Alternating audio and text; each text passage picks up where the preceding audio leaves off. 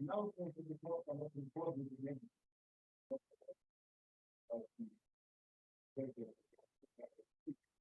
So welcome to the afternoon session. It's a pleasure to introduce our first speaker. It's Konieczny from the Lyon Institute of Global University of Europa.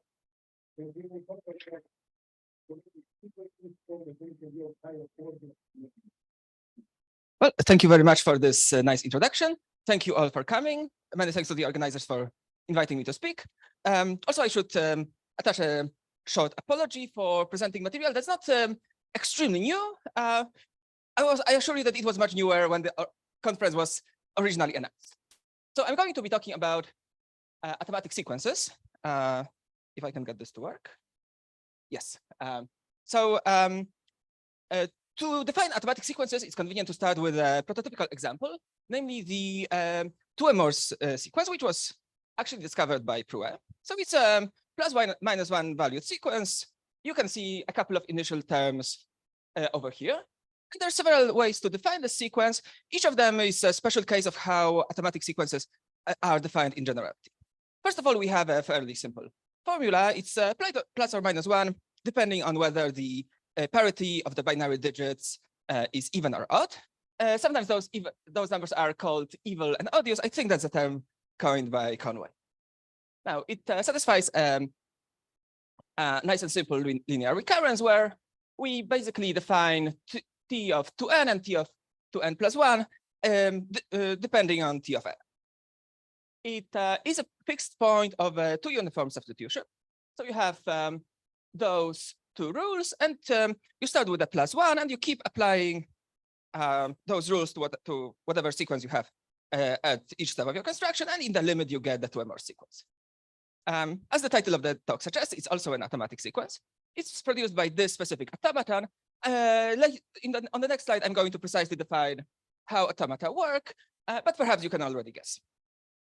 It also happens to be an example of a strongly two-multiplicative sequence, which means that if you take two integers and an m, and you translate one of them by multiplying by a power of 2 so that the digits do not overlap,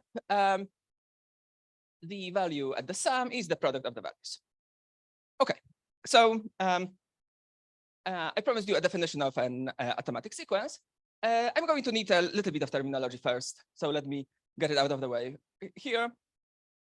K is always going to denote the base. If you think that K is 10 or 2, it doesn't really decrease the level of generality significantly. Sigma K is going to be the base K digits. Sigma K star is going to be words over sigma K, so strings of digits. For an integer n, I'm going to denote its base K expansion by round brackets. And for a string of digits, I'm going to denote the corresponding integer by w in square brackets. Now, an automaton consists of the following data. First of all, we have a set of states denoted by those circles over there. One of them is designated as the initial state. Next, we have a transition function, which takes a state and a digit and tells you which state you should go to next. And you have an output function, which tells you if you land in a specific state, what output should you produce. Now, if you want to use this automaton to produce a sequence, it's convenient to extend the transition function to accept strings of digits. And you have basically two natural ways to do it. One of them is to say that if you're in a state S and you read the string uv, then you should first follow the path encoded by u. And then in whatever place you ended up, you follow the path encoded by v. You can, so this is going to correspond to reading the input from the most significant digit. You can also read it from the least significant digit, which is very similar, but just the other way around. This gives you the same class of automatic sequences. Which one we choose is mostly a matter of convenience. I'm mostly going to be reading input from the front. And now, if you want to compute the nth term of a sequence produced by such an automaton, you start at the initial state as naught. You follow the trajectory corresponding to the base K expansion of n. That's going to take you to some state of the automaton, and you apply the output function at this state of the automaton. Now, this automaton that I use as an example computes the Rudin-Shapiro sequence, which is perhaps the second best known automatic sequence. It's plus or minus 1, depending on how many pairs of consecutive ones you can find in the binary expansion. Perhaps this definition is a little bit technical, but for all practical purposes, it's going to be quite sufficient if you just remember that an automatic sequence is a sequence that's computable by some finite device. Now, a question that has been long studied in the theory of automatic sequences, it was first formally stated by Madouy and Sarkozy, but it's been a folklore for a long time, is, well, if you have this 2-more sequence, in what ways does it look uniform and in what ways does it look structured?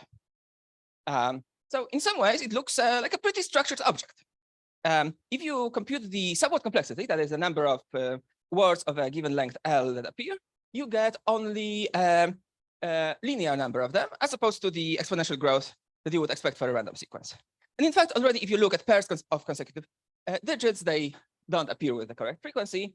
If you look at 3 consecutive digits, they you never get 3 equal entries consecutively. So that's a pretty non-random behavior. On the other hand, there are some other ways in which it does look uniform. Specifically, if you look at words that appear along an arithmetic progression, you can get them all. If you look at partial sums, then they are actually bounded, and this is an easy exercise. With a little bit of effort, you can show that actually you also have cancellation along arithmetic progressions. This was originally observed by Gelfand, and so this result was for a fixed progression, but you can also let the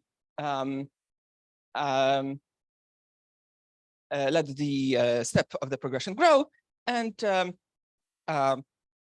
the way that people like to formalize it in analytic number theory is by studying the level of distribution.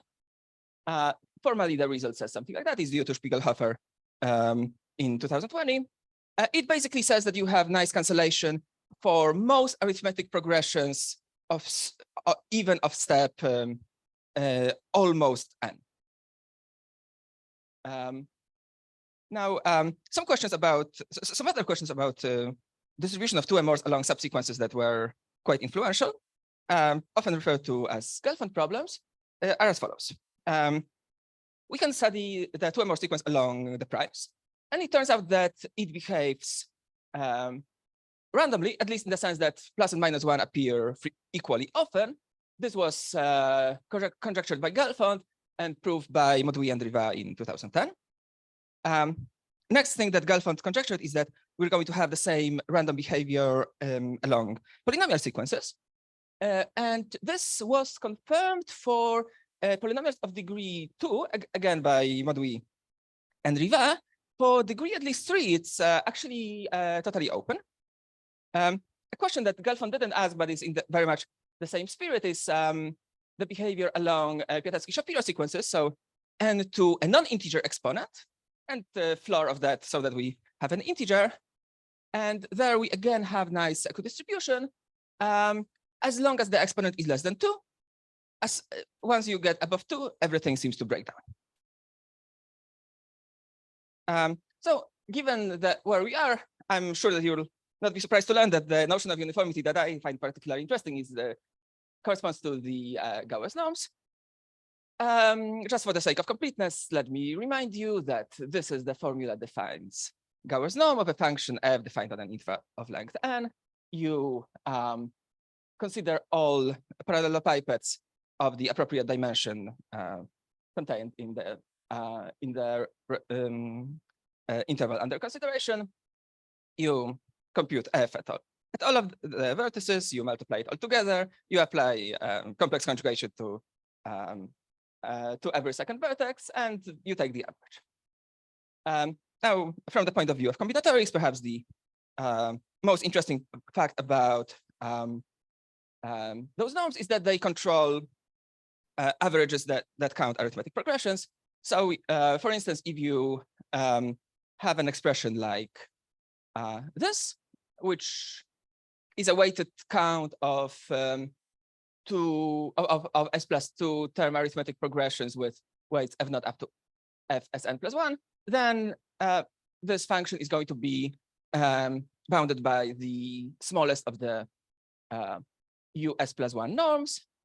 As an example application, if you have a set and you know that its balanced function is highly Gauss uniform of order of step S, then the count of S+2 term arithmetic progressions is going to be exactly what you would expect for the random set of a similar magnitude plus a small error term. Now, you will probably recall that the U2 norm is closely tied to the L4 norm of the Fourier transform, which in this context doesn't really matter, differ much from the largest Fourier coefficient. So from the result of Gelfand, we can more or less infer that 2mors should be U2 uniform. So you have as many 3-term arithmetic progressions as you would expect. And during my PhD, I showed that actually we also have a small Gauss norm of all orders. In fact, we have a polynomial saving. So US plus 1 norm is less than some power of n. So you have the correct count of arithmetic progressions of any length. Now, once I got it, I got quite excited and started trying to see what other sequences have small Gauss norms, specifically sequences that you can define in terms of digital expressions. So one example of a class of sequences where this happens is the k-multiplicative sequences. They already got briefly introduced on the first slide, but let me just remind you that I will call a sequence k-multiplicative if for any integers n and m such that their base k digits do not overlap, then we have f of n plus m is f of n times f of m. Together with Aihu-Fan, we were able to show that while not all of those sequences are Gauss uniform, because some of them can be periodic, as soon as we have U2 uniformity, so basically good behavior along arithmetic progressions, we have uniformity of all orders. At this point, perhaps I should mention that there's a much more difficult result of a similar shape due to Host and Francesinakis, who showed that the same thing happens for multiplicative sequences. You can also do the same thing for the Rudin-Shapiro sequence. Just a quick reminder is the sequence that's plus or minus 1, depending on the parity of the number of pairs of consecutive ones in the binary expansion. And again, this turns out to be Gauss uniform of all orders. And you can keep constructing examples as long as you wish, but what we would really like to do is get some complete picture, some ideally some classification of automatic sequences, or perhaps digital sequences in more general, that are or are not Gauss uniform. So that's perhaps the main result that I want to talk about today. So let's see what are the limitations. Which sequences are automatic but not Gauss uniform? Definitely, we can have periodic sequences. They are automatic and as non-uniform as you can get. Then there's a class of so-called forward synchronizing automatic sequences. In terms of automata, it means that there is a word such that if you read it, you always end up in the same state. And those sequences are best exemplified by the function that's 0 or 1, depending on the parity of the two-adic valuation. This sequence is not periodic, but it's extremely well approximable by periodic sequences. So again, it's going to be non-uniform. And then we have, on the flip side, so-called backward synchronizing sequences, which are exactly the same, but now for automata that read the input from the least significant digits.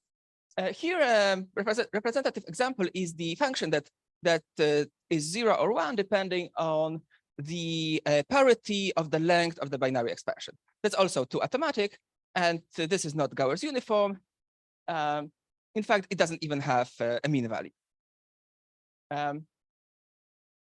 Together with Kuba Beszewski and Clemens Muller, we were able to show that these are essentially the only examples. So our theorems assert that whenever you have an automatic sequence, you can partition it into two parts. There's going to be a uniform part, which is Gauer's uniform of all orders, and in fact, it has a polynomial bound on on each Gauer's knot. And then we have the structured part. The structured part is a little bit more complicated. It's constructed as follows. We have three sequences: a periodic sequence, a forward synchronizing sequence, and a backward synchronizing sequence, like above. And the structured part coincides with some function of those three sequences. So this probably reminds you of the arithmetic regularity lemma, which was a big part of the inspiration. The arithmetic regularity lemma due to Green and Tao asserts that any sequence for any S has a decomposition into a nilpotent part, small L2 error, and a uniform part. I'm not gonna read all the quantifiers, but just to briefly compare the two results, if you have recall that our structured part is a combination of those three components. The forward synchronized part is essentially periodic, so you can approximate it with something periodic. The backward synchronizing part is constant on long intervals, so you can approximate it by a piecewise constant function with finitely many components. So exactly like in Green and Tao, you can represent the structured part as one-step nil sequence and a small error. So the basic conclusion is that if you're restricting to this very rigid class of automatic sequences, you get something that looks like arithmetic regularity lemma, but you only need one-step nil sequences, and also you get very reasonable quantitative bounds. So let me say a little bit about applications. As a general philosophy, whenever you have a result that's proved in general for arbitrary functions with the use of arithmetic regularity lemma, for automatic sequences, you're going to get a strengthening of that. So the first application I want to talk about is popular differences, which were already mentioned in Ethan's talk. So the setup is as follows. We have a set A of integers between 0 and n. It has some positive density alpha, and we are interested in arithmetic progressions of length L. And I'm going to call an integer m a popular difference if the number of arithmetic progressions in the set with this difference is at least what you would expect minus some constant epsilon. Now, it was shown by Green and Tao, strongly inspired by Bergerson, Haas, and Kra, that if we are concerned with progressions of length 4, then there is a positive proportion of popular differences, and this fails in quite a spectacular fashion for progressions of length at least 5. If we're talking about automatic sets, it turns out that you can always find those popular differences. And indeed, the proof is just a couple of lines. So we're going to look at progressions with step m, which is divisible by some multiplicatively rich integer d, and we want the for some large integer m, the last m digits in base k to be 0, and the first m digits in base k to be 0. So we want to show that for many of those integers m from the set defined above, that many of those m's are a popular difference. This is more or less equivalent to saying that if you consider this average, then it's going to be almost as large as we expect. I'm not going to be very precise about quantitative bounds. So now by von Neumann, it's enough to show a similar estimate for where instead of the indicator function of A, we have the structured path. But if you recall the definition of structured path and fiddle with it a bit, you see that we almost always have the exact equality of the structured path at point n plus im and at point n. So this means that the expression above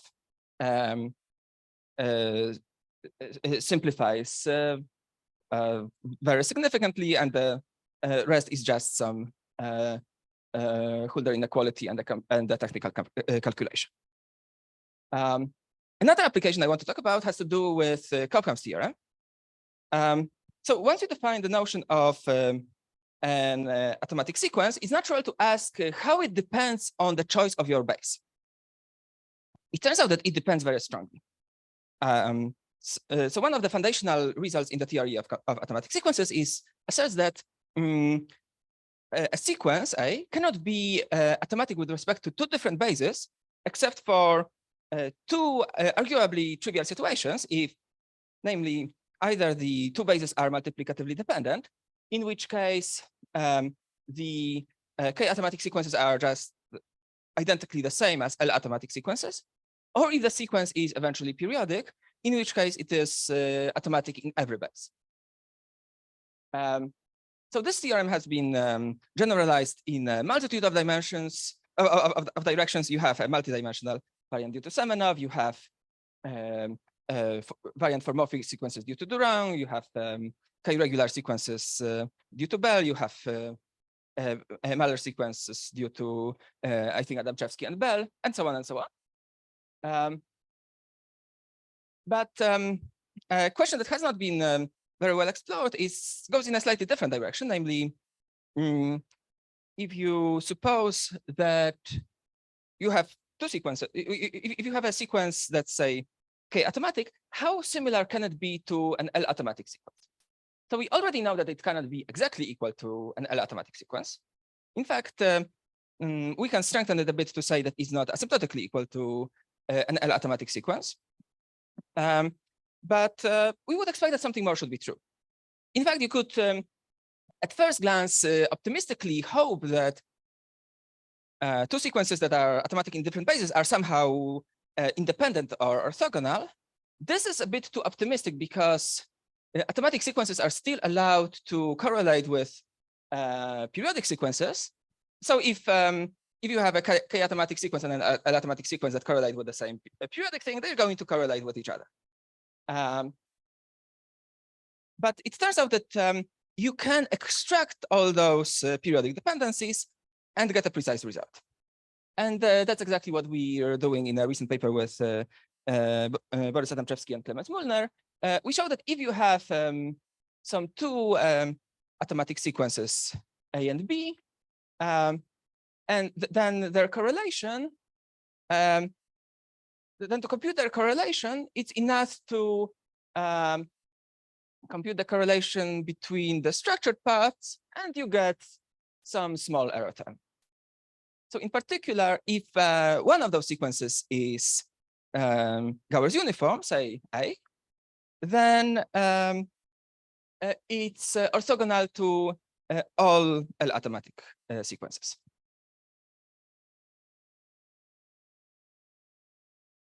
Very well. So let me now move on to saying a couple of words about the ideas that go into proving such a thing. The first concept that's going to be relevant is so-called group extensions of automata. to motivate this, let me mention that there are two classes of automatic sequences that are quite well, that are at the opposite extremes of some hierarchy, and which are generally quite easy to work with. So on one end, we have synchronizing sequences. So these are sequences that for which the underlying automaton has a word such that whenever you read this word, you always end up in the same state of the automaton. In terms of the sequence, it says that if you ever find your synchronizing word inside of your input, then it doesn't matter what was before. So you can just cut it out. So you have an equation like that. And in particular, this implies that the sequence is very well approximable by periodic sequences. At the other extreme, it could happen that the transition function corresponding to each digit is invertible. So whenever you are you reach some state and you know what input you read in the last couple of steps, you can come back. In terms, this is equivalent to the statement that, well, there exists some group. In this picture that I just said, this group would be the symmetric group on the states of the automaton. And you have some labeling function that from digits to the group G. The label at 0 is the identity. And the nth term of the sequence is computed by, well, writing n in base k, applying this labeling map lambda to each of the digits, multiplying everything together, and perhaps applying some map from G to C or to whatever other domain. And what we would hope to have is some sort of a decomposition where an arbitrary sequence can be represented as something that's synchronizing combined with something invertible. Now, this idea, as I will show you on the next slide, is partially realized. And based on this idea, for the remainder of the talk, I'm going to restrict to a somewhat special case where the sequence A that we are considering is already invertible and is given by this formula up there, which is going to more or less swipe half of the technical difficulties under the rug, perhaps a little bit more than half. And I'm also going to assume that this map chi from the group from group to the complex numbers is a group homomorphism.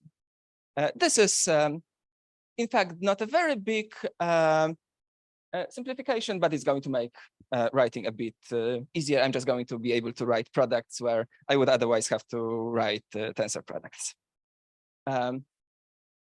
So under this simplifying assumption, we will be trying to show that A is either Gauss uniform of all orders or periodic. Okay, so let me tell you about how this decomposition happens. And actually, let me define what I mean by a group extension of automata, because that was the title of the previous slide. So a group extension basically consists of taking an automaton and adding to each transition edge a group label. Now, if we have such a thing and we want to use it to compute a sequence, we likewise extend the labeling map to accept strings of digits. And this is done by saying that, well, if I want to compute the label that corresponds to being in state S and reading input UV, then, well, first compute the input first compute the group label corresponding to U.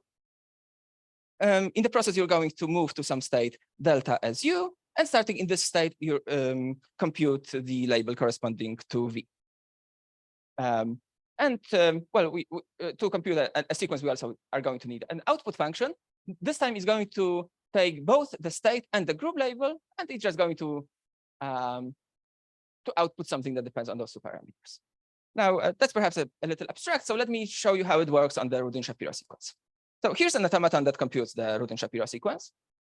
you might notice that it has a sort of a reflection symmetry where those two states behave similarly and those two states behave similarly.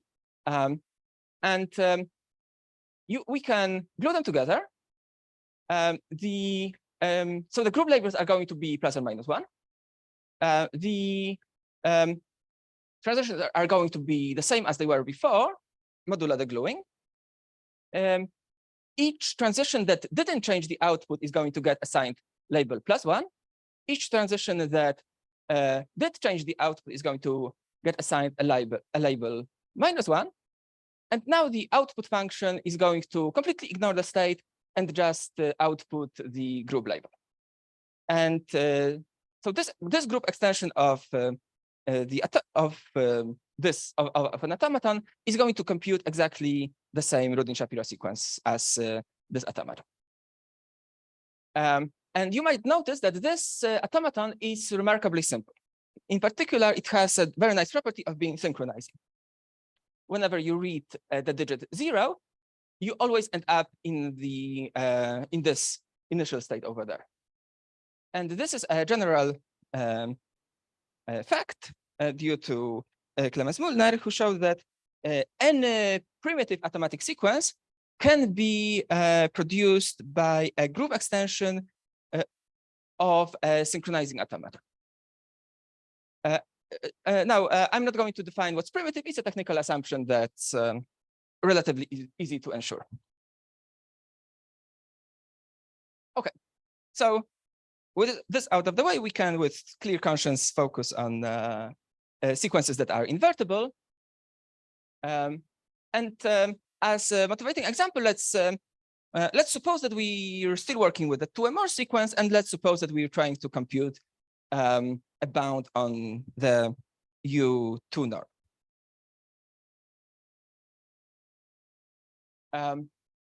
So first of all, let's recall that the U2 norm raised to the 4th power is the same as the Gauer's product of 4 copies of F, where this Gauer's product is defined, well, by the same formula, but you're not required to apply the same function in every vertex.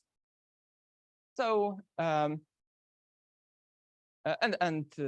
average is again over all possible parallel pipettes. I'm going to denote it slightly informally by this symbol.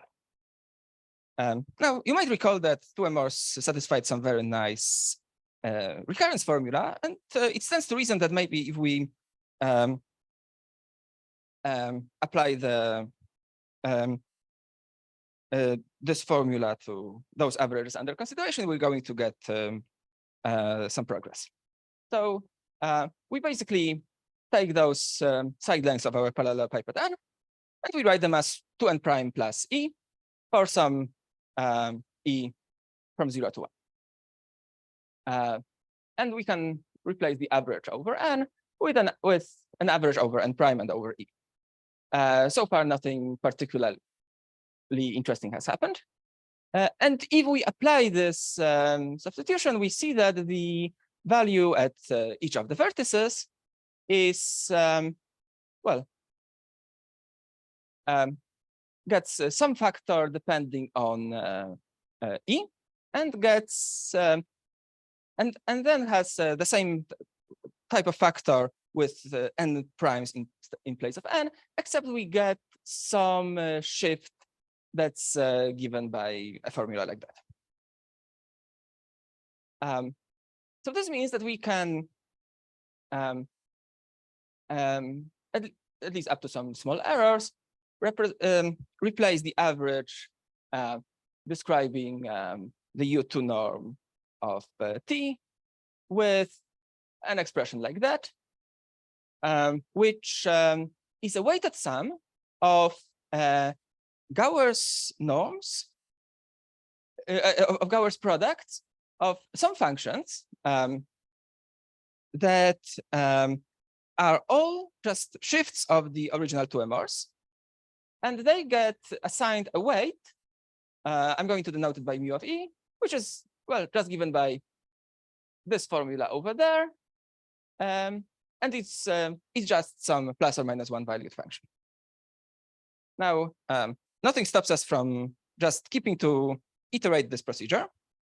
If we iterated some finite number L times, we're going to get, well, the same type of expression, except now the average runs over E in some cube of dimension 2 to L. But now you can notice that those shifted versions of 2MRs, well, there's only some finite number of them that can come up. So if we group them together, and we can represent it as some weighted average of some finite family of Gauer's products. Right, so that's the type of formula that we get. If you run through the construction, you see that those weights W sum to at most 1. And in fact, if we get any cancellation here, if we get that the sum is less than 1 minus C after L steps, then we can just keep iterating this procedure and say that, well, after log n over L log 2 steps, we have a saving of 1 minus C to the appropriate power. And that gives you n to minus some positive power. So that's exactly the type of bound that we're aiming for. So far we didn't really do much. We were just rewriting some formulas using some basic recurrences. The part where we actually need to think a bit is to find this cancellation. So just to recap, the cancellation that we're looking for is going to correspond to finding two edges E prime, such that the associated weights are +1 and -1, and they both correspond to well, the Gauer's product where all of the terms are just T. It doesn't really matter that it's T, it matters that they're equal, but it's going to be much easier to aim for T. Those weights are given by this formula. So we need to find two of them such that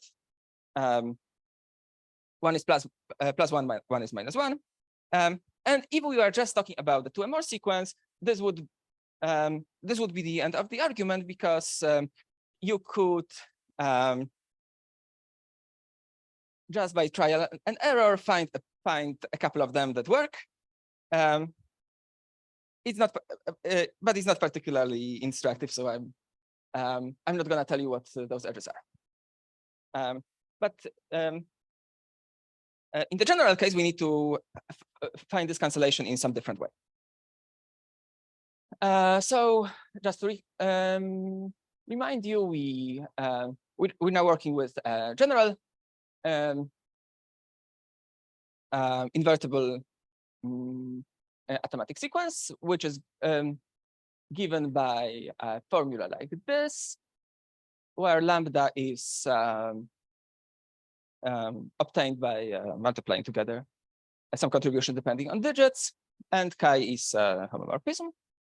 And with essentially the same argument, we can estimate the U2 norm with some weighted average of products of shifts of A. The coefficients that they pick up are given by this formula.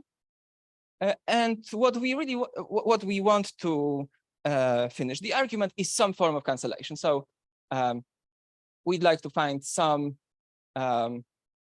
collections of E's such that the sum of weights is let's optimistically say 0, and they all correspond to the same product in the formula above. So in order to understand what kind of weights can appear, it's going to be more helpful to actually consider not just the product up there, but in fact all quadruples of values of this label that you can get it at each of the vertices. So we're interested in this group, which I'm going to, well, it's not obvious that it's group, but you can believe me that it is, which consists of expressions like so. Okay, so as a special case, if we were so lucky that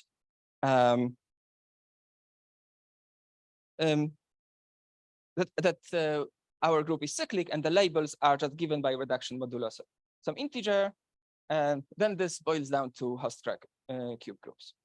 So Hofstra cube group of dimension 2 on G is, as you might recall, generated by all the upper faces, so by elements of those three forms. In order to avoid degenerate cases, I'm going to assume that the group labels lambda 1 up to lambda k minus 1 generate G. If they don't, you just want to replace G with a smaller group. And directly by the definition, Hofstra cube group is always going to be contained in those cubes that we study. Like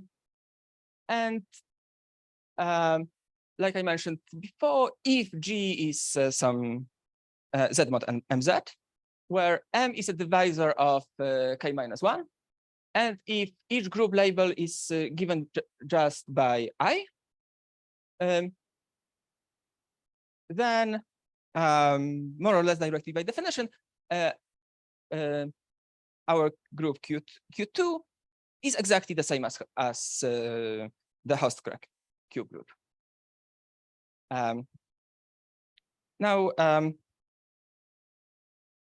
so we're interested in so at this stage we're interested in objects that contain a group and a group labeling. And I'm going to say that some other group H with labeling kappa is a factor of G lambda. Basically, if H is a factor of G, apologies, there's a typo. It should be G to H, and the labels in H are just the projection of the labels in G. Here it's perhaps a little pretentious to be talking about it in those terms. In the full argument, we have slightly more complicated objects, hence the terminology. Now, we always have the inclusion that the Q in G maps to Q in H. And I'm going to say that H is characteristic for Q2 if we have the inverse inclusion, if the cubes in G are exactly the pre-images of cubes in H. So if you want to understand cubes in G, it's enough to understand cubes in H. And in fact, it turns out that you can find a characteristic factor that's exactly this special case that I mentioned above. Just a cyclic group with identity labeling. So it's not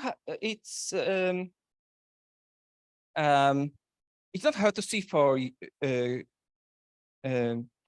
two-dimensional cubes. It's a little bit of work in general that there is exactly one maximal normal group K such that G over K with the corresponding labeling is characteristic in the sense defined on the previous slide. And this K is just generated by all the group elements H such that a cube with identities everywhere and H in one spot is in Q2. And if we understand what this G mod K looks like, we understand Q2, and then we can push it back and finish the rest of the argument. So in order to see how to say something about K, it's going to be helpful to just generate a couple of group elements of Q2 and see what we can construct out of them. So let's denote the cardinality of G by R. Let n be an integer, and to make notation a little easier, I'm going to assume that we're working base 10. Now we're going to look at a very specific values of E, specifically those will work. And it's going to be hopefully clear why those particular choices are good for us. So if we now try to compute the corresponding labels, then let's see what happens. So E0 is just a shift of n plus 1. So we have n and some zeros which don't contribute to the label, some zeros which still don't contribute to the label, and then 1. So the label is just the label of n times the label of 1. Now, E0 plus E1 again has n at the front, then it has R9s. So they so we're going to pick up a factor of lambda 9 to R, but this is just going to cancel out. Then again, we have zeros which don't matter, and 1. So again, we get the same label lambda 1 times lambda n, and the same for lambda 0 plus lambda 2.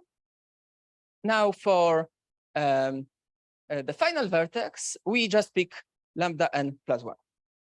So this means that after multiplying this by a constant cube, we get that such an element belongs to K. And by induction, you can see that lambda n is congruent to lambda 1 to nth modulo K. So after we factor out, we obtain this cyclic factor and modulo some other technicalities that I don't have time to talk about. This finishes the argument. Thank you very much for your attention.